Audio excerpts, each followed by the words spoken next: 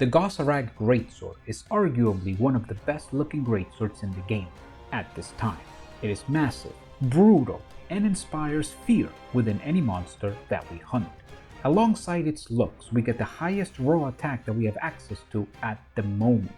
Even though it has weaknesses, it is one of my favorite greatswords to use in hunts, and I decided to share my build for it.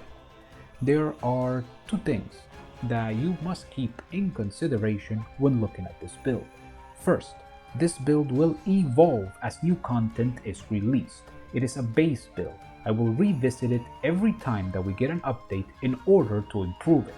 Second, this game is heavily based on the talismans that you are able to get through RNG rolling.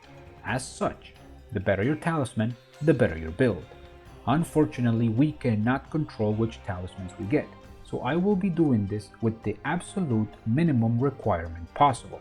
No god talismans, no lucky rolls, just the minimum. Let's get started.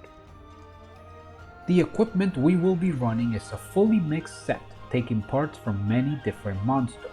Our weapon will be the Goss Harag Great Sword, also known as the Abominable Great Sword, and for armor, we will be using the high-rank versions of the Barath Helm, the Anjanath Chest, the Rathalos Gloves, the Scalda Waist, and the Ingot Greaves. The talisman we are using is a Fatal Tempest talisman that gives us 1 point in Weakness Exploit with a level 2 decoration slot. This is the most important piece of the build. The talisman you see here is the minimum requirement to run the basic greatsword builds that we have access to at this moment. Better talismans will improve your build, but this is the least you need to have to be able to take full advantage of the tools we currently have access to in the game. As mentioned before, we will be using the Goss Harag Greatsword because it has an incredibly powerful aesthetic and an equally powerful swing. The Abominable Greatsword boasts 230 raw attack, the highest in the game so far. It has 30 hits of natural blue sharpness and a natural affinity of -15% that we can increase to -11% thanks to the Affinity Boost 1 in the Rampage slot. It also provides us one level 2 decoration slot, arguably the most useful kind in the game, which will allow us to further increase its affinity. The decorations that we use are the ones that follow. On the Greatsword, 1 Expert Jewel. On the Helm, 1 Attack Jewel, 1 Grinder Jewel. On the chest, 2 Grinder Jewels. On the gloves, 1 Attack Jewel. On the legs, 1 Brace Jewel. On the talisman, 1 Charger Jewel. With this combination of armor and decorations, we will be hunting with the following skills. Attack Boost 7, Critical Eye 3, Weakness Exploit 3, Focus 3, Speed Sharpening 3, Marathon Runner 1, Offensive Guard 1, Defense Boost 1, Flinch Free 1. From this list, it is obvious to see that the important skills are Attack Boost, Weakness Exploit, Critical Eye, and Focus. These are the skills that will provide us with our damage, and they are the #1 priority. Afterwards, I recommend the use of 3 Grinder Jewels to get Speed Sharpening.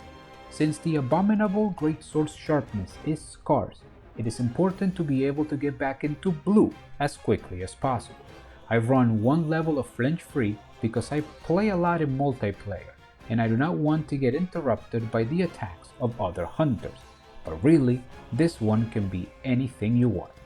After that, Marathon Runner, Offensive Guard, and Defense Boost are leftover skills from armor pieces, and they might be helpful, but they are not necessary. But wait, you may say, how come you do not add Ice Attack to this build to increase the Greatsword's damage? This is a really good question, and the answer is simple. While doing this will definitely increase your damage, elemental damage is so weak on Greatsword that the difference is very little. Please take a look at the following example. On the left, you will see the Goss Harag Greatsword with this exact build hitting the training mode dummy with a level 3 True Charge Slash for the total of 1545 damage. On the right, you will see the same Goss Harag Greatsword with this build, except that I have added Ice Attack 5 in the decorations and Ice Boost 3 in the Rampage slot. The damage of the level 3 True Charge Slash is 1555, a total of 10 more damage. Now, granted, if we were to be attacking monsters that are weak to ice, the difference would be larger, but still not large enough to warrant sacrificing speed sharpening, an extra level of critical eye, and flinch free. At the very least, I do not think it is worth it. I prefer to have fast sharpening and extra affinity over a few more points of ice damage. That being said, you should do what you prefer. The main attraction of this build, besides the awesome look of the greatsword, is the damage it provides. While it may not be the highest damage in the game, it is still considerable and very much worth using. That being said, this build only manages to obtain a total of 54% affinity when hitting a monster's weak point. This makes it quite inconsistent in regards to damage, and something to take into consideration when using this build. Remember, no matter how much damage we do, it will not be as good if we do not get the critical hit. This build is made to be able to take on any monster, solo or with other hunters, by providing a sizable amount of damage in an easy to use and very comfortable package. It is a multi-purpose build that will prove to be devastating. If you are able to get better talismans, then you can improve upon this, but at least this version is something that most hunters will be able to run without any problems. I hope that it serves you as well as it has served me. I would like to take this opportunity to thank you for your time, and I hope that I get to see you on the next one.